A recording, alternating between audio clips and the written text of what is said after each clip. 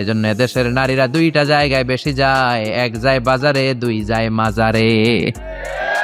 মসজিদে ঢুকতে দেই না আমরা, আটকায় রাখছি। এজন্য ছোট্ট বাচ্চাদেরকে ঢুকতে দিবেন। আর বাচ্চা নিয়ে যারা যাবেন কাতারের এক পাশে চলে যাবেন, একেবারে ডান দিকে বা বাম দিকে। বাচ্চারা ডানে বা বায়ে রাখবেন, মাঝখানে রাখলে আবার কাতার মাকরু হয়। এটা বুঝাই দিলেই হইলো, কিন্তু বাচ্চা দেখে ধমকাবেন না। কোনোদিন কোনো বাচ্চারে মসজিদ থেকে বের করবেন না, খবরদার, আল্লাহ আপনারা জান্নাত থেকে বের করে দিবে। বাচ্চা যদি মসজিদে যায় বুঝাবেন, আহলান সাহালান বলবেন, সালাম দিবেন। জীবনটা তার এই তো শুরু। এখনই যদি মসজিদে আসে পাক্কা মুসল্লি। আপনি নামাজ ধরছেন কত বছর বয়সে? আপনি দাড়ি রাখা ধরছেন কত বছর বয়সে? দাড়ি এই দেশের মানুষেরা রাখে যখন আর ব্লেড দিয়া কিছু করা যায় না, হয় ব্লেড ভাঙবে নয় গাল কাটবে, হয় গাল কাটবে নয় ব্লেড ভাঙবে, ওই সময় দাড়ি রাখা শুরু করছে। ঠিক কিনা, ঠিক কিনা, ঠিক কিনা? সমাজে কেউ তারে দাম দেয় না, ছেলে কথা শুনে না, মেয়ে কথা শুনে না, বাড়িতে সময় কাটে না, তখন মসজিদ ধরছে। এরকম নামাজি আছে না নাই?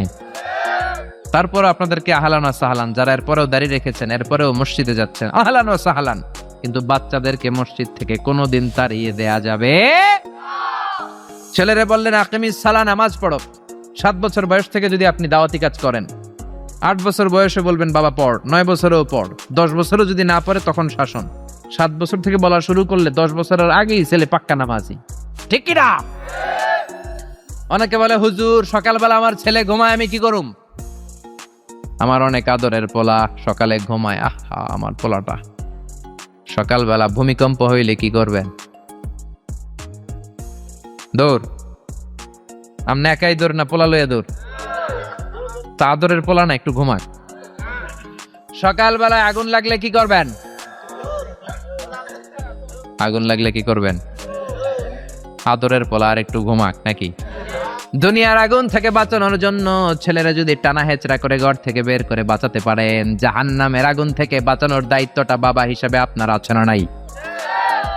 এই জন্য সৈয়দানা লোকমান 3 নম্বরে বললেন আকিমিস সালাত, নামাজ কায়েম করো। 4 নম্বর উপদেশ ওয়া আমর বিল মা'রুফি ওয়ানহা আনিল মুনকার, ভালো কাজের আদেশ দাও, মন্দ কাজ থেকে নিষেধ করো। ঠিক কি না? ছেলেরা বুঝালেন বাবা তুই একা নামাজ পড়লে হবে না রে বাবা, তোর ফ্রেন্ড সার্কেলকে একসাথে নিয়ে মসজিদে ঢুকবি, বন্ধু বান্ধব নিয়ে ঢুকবি, একা ভালো করলে হবে না, সমাজটারেও ভালো করার দরকার আছে না নাই? আপনি একাই বুজুর্গ, একাই আল্লাহর ওলি, সমাজটারেও বুজুর্গ বানানোর দরকার আছে না নাই? একা নামাজ পড়লে আপনি পার পাবেন না। কেমন